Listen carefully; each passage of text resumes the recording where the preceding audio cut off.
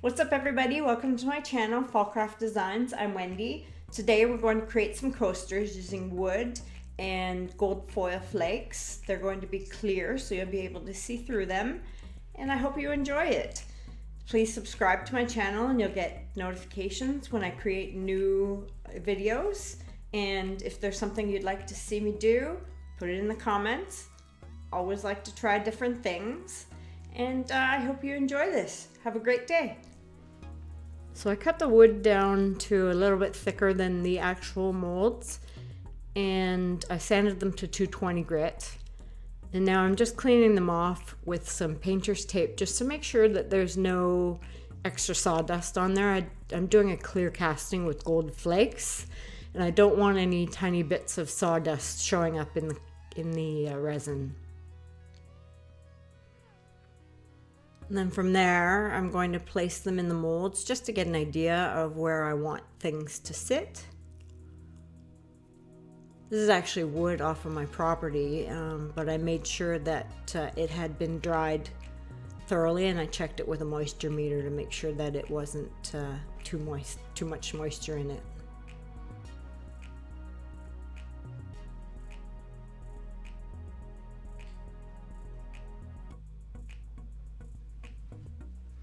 I'm doing the coaster holder as well.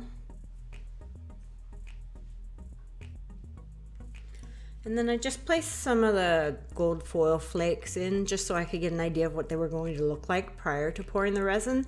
I know they're going to shift around once the resin is poured, but I wanted to break up some of the flakes because they're quite large in the container, and I wanted to know what they were going to look like ahead of time.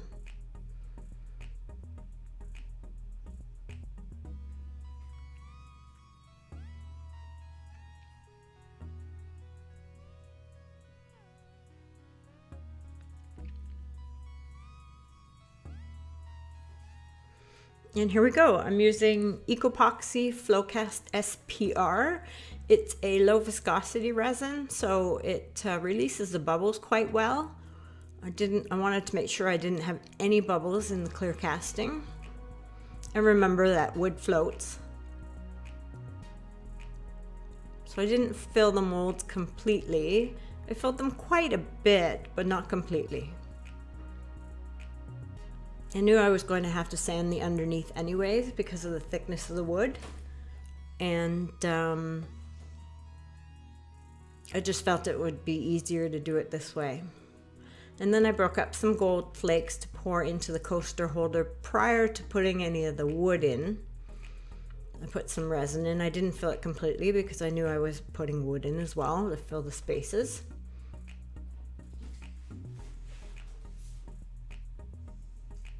And then topped it up. And now the fun part, playing with the gold flakes a little bit more, adding more. And here they are cured. Love the look of them from the finished side.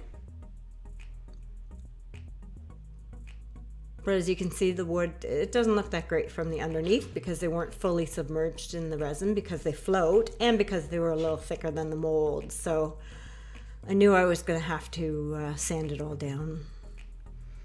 Now the coaster holder is actually quite tough to get the casting out of, so I have to turn it inside out.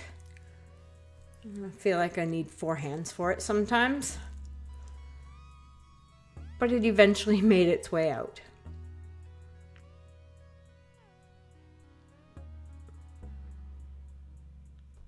And here we go. I had to sand the underneath to bring the level of the wood down and to sand off the rough edges. I also sanded it because I knew I was going to dome the bottom.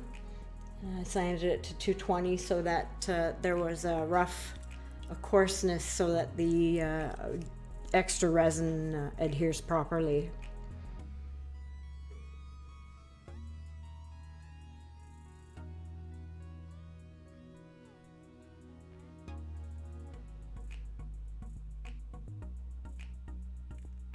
And then I clean them off with isopropyl alcohol just to clean off any of the residue from sanding.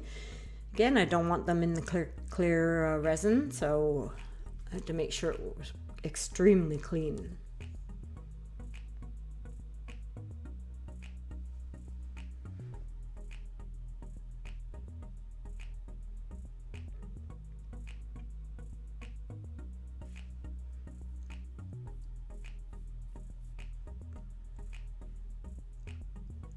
Next thing is to tape off the sides so that I could put some more resin on the bottom to cover up the rest of the wood. Now I learned after doing this that you're better to do one large piece of tape, because everywhere that the tape connects, overlaps, is a chance for the resin to work its way out. Even though I went over the whole thing with my burnishing tool and made sure that the tape was adhered really well, wherever the tape overlapped, the resin kind of seeped through a little bit.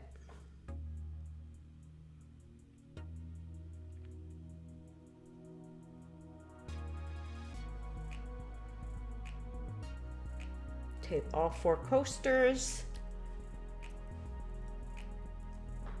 and just flatten the bottom so that they sat level.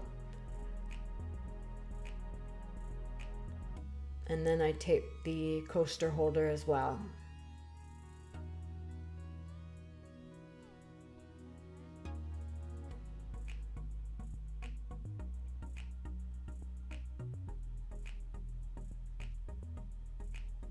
Now, if the wood hadn't been so thick, I probably could have just done a quick dome and taken advantage of the lip that it creates when it comes out of the mold.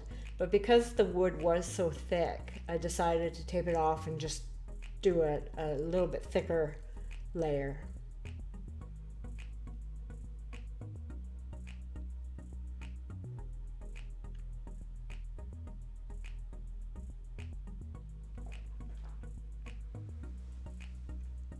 Quick torch to make sure there's no bubbles. And now you can see, if you look at the very bottom section, the bottom half of the edge, you'll see where it's actually kind of rough, and that's from the tape. Resin takes on the texture of whatever it's against, so it is rough. So I needed to sand it. I used a wet sander. Started with 600 grit. This is my husband showing you so that I could video it, but I'm the one that actually did most of the work. I started with 600 and worked my way up to 3000 grit, all wet sand.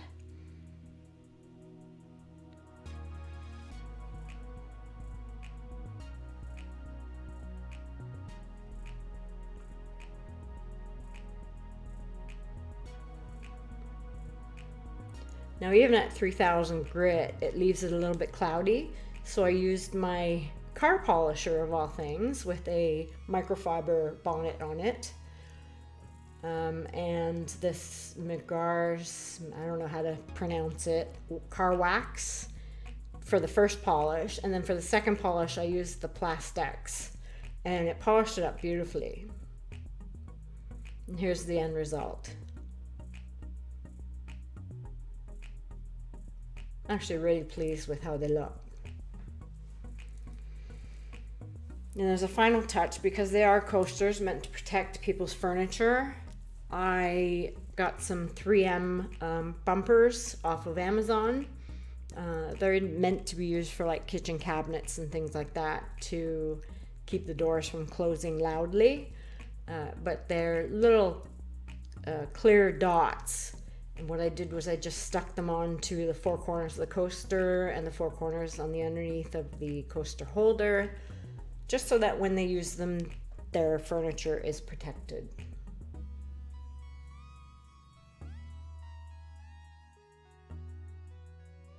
To Christina and Deanne, congratulations on your new home. I hope you enjoy these coasters.